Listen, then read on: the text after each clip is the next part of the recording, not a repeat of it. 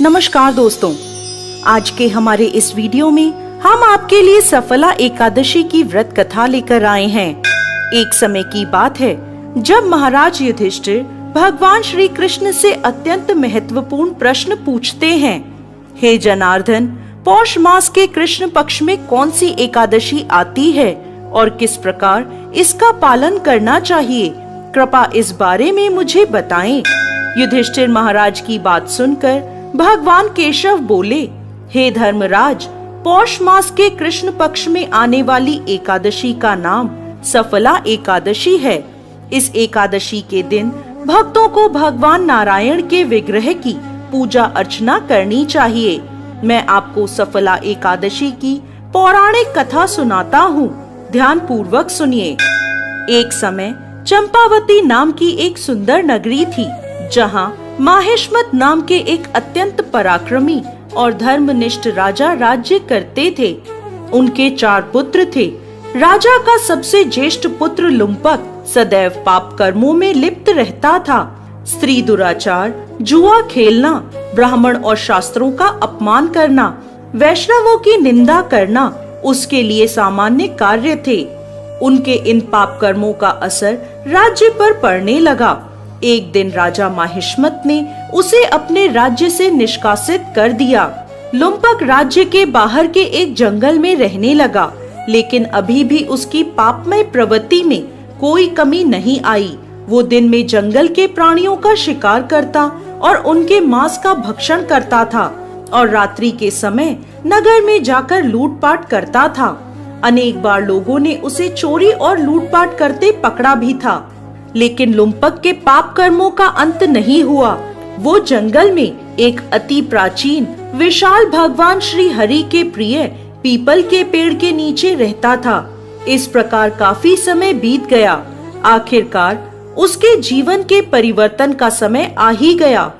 एक दिन संयोगवश पौष मास की ठंड के कारण वो सारी रात सो नहीं पाया। शीत लहरों से बचने के लिए उसके पास पर्याप्त वस्त्र नहीं थे। पौष कृष्ण पक्ष की दशमी के दिन वो सारी रात जागता रहा। ठंड की वजह से उसका शरीर शिथिल हो गया और वह मूर्छित हो गया। अगले दिन एकादशी के मध्याह्न के सूर्य की गर्मी पाकर उसकी मूर्छा दूर हुई। गिरता पड़ता वो भोजन की तलाश में निकला। पशुओं को मारने में असमर्थ था, अतः पेड़ के नीचे गिरे हुए फल उठाकर वो वापस उसी पीपल के वृक्ष के नीचे आ गया। उस समय तक सूर्यास्त हो चुका था।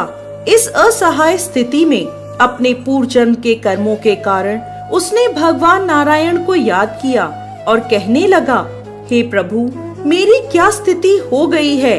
अब यह फल आप ही को अर्पण हैं। इन फलों से आप ही तृप्त हो जाइए।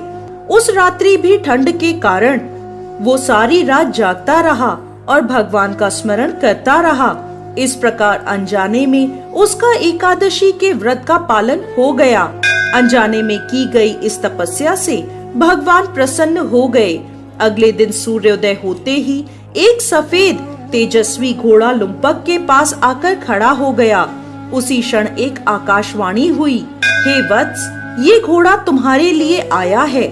भगवान नारायण की असीम कृपा और सफला एकादशी का नियम पूर्वक पालन करने के कारण तुम्हारे समस्त पाप नष्ट हो गए हैं। अब तुम इस घोड़े पर सवार होकर अपने पिता के पास अपने नगर में वापस चले जाओ। तुम्हारा राज्य तुम्हें वापस मिल जाएगा। ऐसी आकाशवाणी सुनकर वह गदगद हो गया।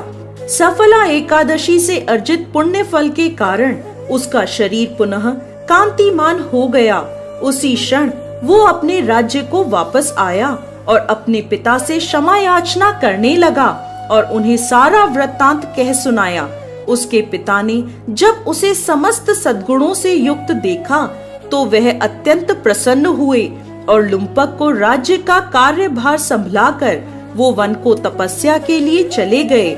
इस प्रकार लुम्पक ने अपने राजकुमार होने के सभी दायित्वों को निभाया।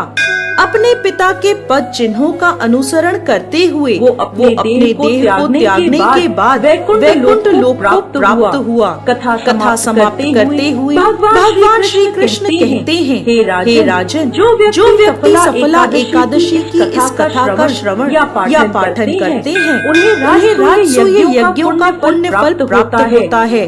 उनके समस्त कष्ट नष्ट हो जाते हैं और अंत में वैकुंठ को वो प्राप्त करते हैं। जय श्री हरि विष्णु।